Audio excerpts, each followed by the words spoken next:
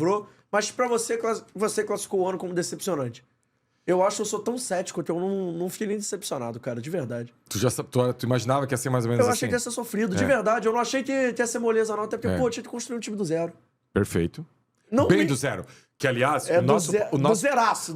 nosso parceiro Emerson Rocha, que, aliás, é um cara, né, fora de série, quer ver ele me deixar nervoso quando ele vinha com a história que ele queria um pôster daquele time que subiu. Cara, aquilo ali me tirava do sério de um jeito, JP, até hoje me tira do sério. Eu não suporto aquilo ali, cara. Cara, o Vasco subiu na última rodada contra o Ituano. Aí tem gente que enche a boca pra falar assim, ó, a Batalha de Tu. Eu digo, pelo amor de Deus, gente, que vergonha isso. A Batalha de Tu é aquela feinha que tu pegou na festa que tu não conta pra ninguém. Deixa aqui, ó. Deixa aqui no cantinho, aqui, não conta pra ninguém, cara. Fica quieto, entendeu? Pô, tu subiu em quarto, jogando 11 contra 10. Falando sério, se fica 11 contra 11, a gente ia escapar aquele dia? Não ia, cara. O Thiago Rodrigues fez uma partida de Batman. Absurda, né? Pô, a gente não ia conseguir subir, cara. Aí, ok, a gente fez um time do zero. Só que daí, JP, a gente faz um estadual, a gente faz uns clássicos bacaninha. A gente joga muita bola contra o Fluminense, quando a gente perde de 2-0 com aqueles 2 gols do Cano. A gente joga muita bola contra o Botafogo, apesar de ser o jogo inteiro com um a mais. E os 3 clássicos com o Flamengo, a gente ganhou 1. E teve 2 que a gente perdeu, que a gente ficou muito próximo de ganhar. Aquele que se o Capasso não faz o pênalti, eu acho que a gente ia chegar, tá? Tava amassando o Flamengo. E eu acho que aí foi o erro, JP. Nessa virada do brasileiro, do carioca pro brasileiro. Eu digo que eu nem me empolguei, porque assim, eu vou ser bem sincero, agora eu posso falar isso com mais... Não que eu não pudesse falar antes, mas agora acho que o ano já passou, que eu sou o cara eu sou o comentarista que prefere esperar as coisas acontecerem pra falar, tá? Não é coisa de cara tá no muro, não, mas assim, até por aqui, eu já falei aqui no canal, mas assim, Maurício Barbieri, desde que foi anunciado, e Emerson Rocha prova viva, porque no dia que anunciaram eu fiquei puto no WhatsApp, falei assim, cara, não é o cara pro projeto. Então assim, desde esse anúncio eu falei assim, talvez não seja o nome, e acho que ficou meio que provado isso. Eu sempre dou o voto de confiança, porque eu acho que o Vasco virou SAF e tudo mais, mas eu achei que ia ser um ano difícil, até por ser um ano muito de reconstrução, até porque, conhecendo o clube que a gente torce, a gente imaginou que ia ser... Sim, nada é fácil. Não, mas assim, eu queria que você queria te ouvir um pouco mais. O que você achou que foi o grande erro do Vasco pra não ter feito um ano dentro das suas expectativas, pelo menos? Eu acho que a correção de rota demorou. A correção de rota demorou demais. Quando a gente termina o estadual e a gente começa o brasileiro... Porque assim, ó, teve um determinado momento, JP, que a gente achou que o Carabarral, o Juan Seco que virou Cruz, ou o Juan Cruz que virou Seco, ia salvar a gente, cara. Porque aquilo ali foi desesperador. O Santos afundado no rebaixamento e a gente buscando jogadores no Santos que estavam lá.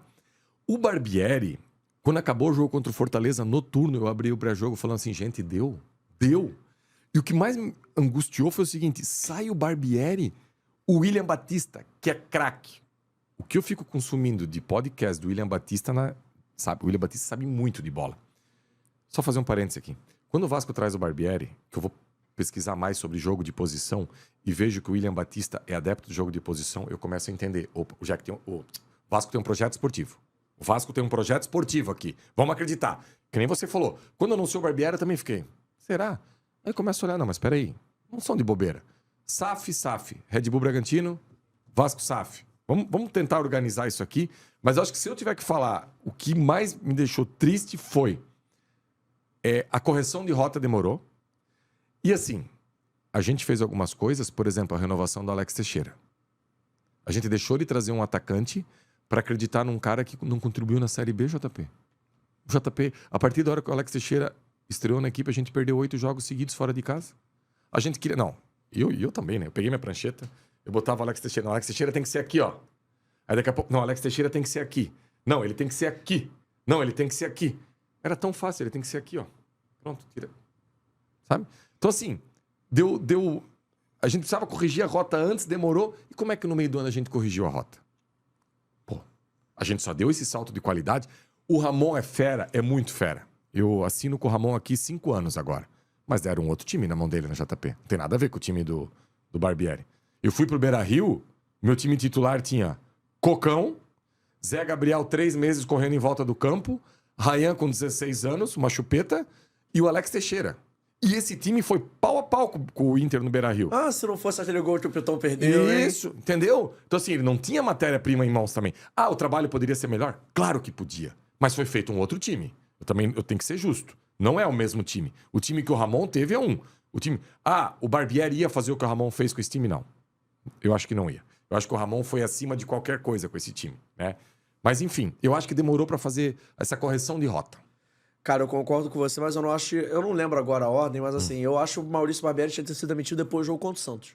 Eu já me paciência. Naquela coletiva. Ele tinha que ser demitido na Sim, coletiva. ok. Num time mais. Isso, entendi. Num time tem sangue, assim, que eu acho essa cultura organizacional de SAF, Entendi. de ser uma coisa mais Entendi. tranquila. Entendi. Porque num lugar tem gente Entendi. mais sanguinária mesmo, Entendi. assim. Sanguinária não digo nem no lado ruim, mas assim, no lado de ter um cara mais Eu posso te falar uma emocional. coisa? Eu acho que se o Lúcio tivesse naquele momento, o Lúcio já teria mandado ele embora ali. A coletiva. O Lúcio me passa isso.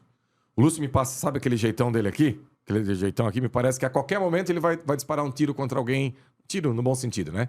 Um tiro e dizer assim, não, isso aqui não tá legal. Isso aqui tá legal, E sabe? o cara mijou na cara da torcida, assim, de Sim. um jeito absurdo. Aquilo não Sim. pode acontecer em lugar nenhum do mundo, assim. Perfeito, Pô, perfeito. sendo SAF, associação, E assim, né? sociedade com bandido, meu irmão, não pode acontecer de jeito nenhum. E o mundo dá tanta volta que acabou o Santos caindo. O time que não caía, acabou caindo. Então, no fim, o quebra-cabeça fechou certinho. Você ficou puto, assim? Porque eu fiquei muito puto aquele dia. Muito, Eu muito. fiquei puto a ponto de querer jogar o telefone. Muito. Eu volto do jogo ouvindo a coletiva, né? Eu queria Sim. abrir a janela do carro e jogar Sim. meu telefone. De tão puto eu Sim. fiquei. Você ficou puto também? Mas o Vasco, em muitos momentos esse ano, assim, ele deu declarações que ele ficou se apequenando. Muito. Vários momentos o Vasco ficou se apequenando, sabe?